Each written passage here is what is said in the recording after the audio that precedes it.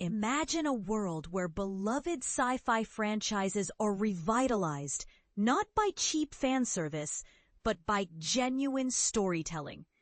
That's precisely what's happening with the Predator series, and Predator Badlands is a shining example. Warning, major spoilers ahead. 20th Century Studios is proving that smart filmmaking can triumph over corporate mandates. Since Dan Trachtenberg's masterful Prey in 2022, there's been a clear shift towards character-driven narratives that resonate with audiences.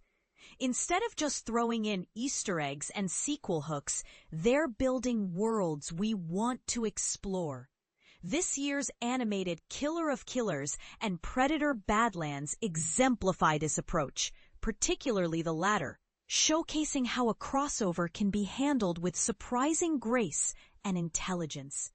On the surface, Badlands might seem like it's sidestepping the inevitable Alien vs. Alien Predator reboot that's been rumored for years. And that's exactly its strength. The film doesn't shove xenomorphs down our throats. The only real connection to the alien universe is the presence of Weyland-Yutani synthetics, Thia and Tessa, played by Elle Fanning, and the corporation's overall presence on the harsh planet of Genna. No xenomorph eggs, no David from Prometheus, lurking in the shadows. It's a refreshingly subtle approach. But here's where it gets controversial. Some fans might be disappointed by this restraint.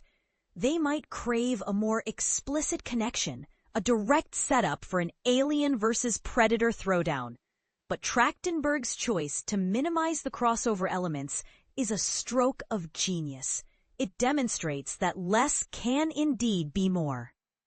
By focusing on the core story and characters, Badlands avoids the pitfalls of forced world building that have plagued other franchises.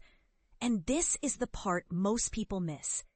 It's about respecting the individual stories before trying to merge them.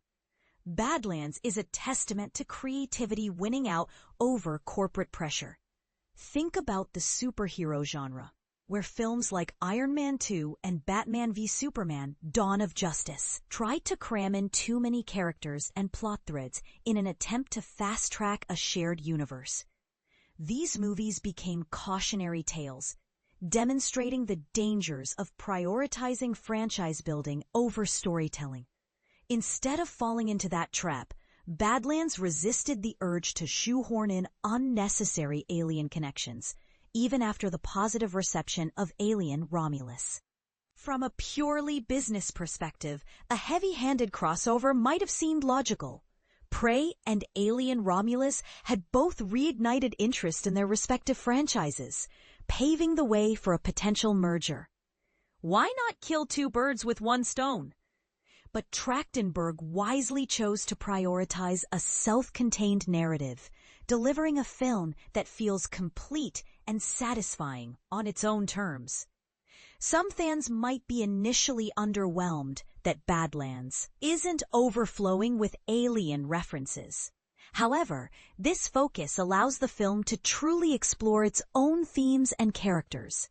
The initial teaser, which revealed Elle Fanning's synth character with the Weyland-Yutani logo, raised concerns that she would simply be a glorified cameo. But Thia becomes a crucial part of the story, forming an unlikely bond with the Yautja Predator Dek, played by Demetrius Schuster-Koloamatangi. Thia's existence as a synth is central to their dynamic. Dek initially sees her as a mere tool, a means to an end in his hunt for the alien kaiju Kalisk. But as they journey together, their relationship evolves, challenging Dek's preconceived notions and forcing him to confront his own humanity, or lack thereof. This bizarre partnership becomes a powerful exploration of empathy and connection, highlighting the idea of a machine learning compassion from a being programmed to act like one. Could the filmmakers have crammed in more alien elements? Absolutely.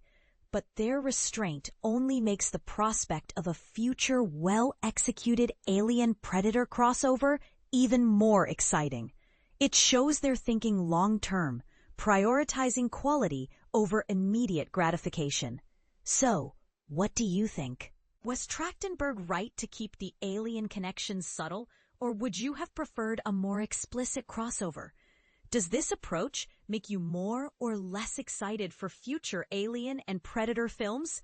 Sound off in the comments below.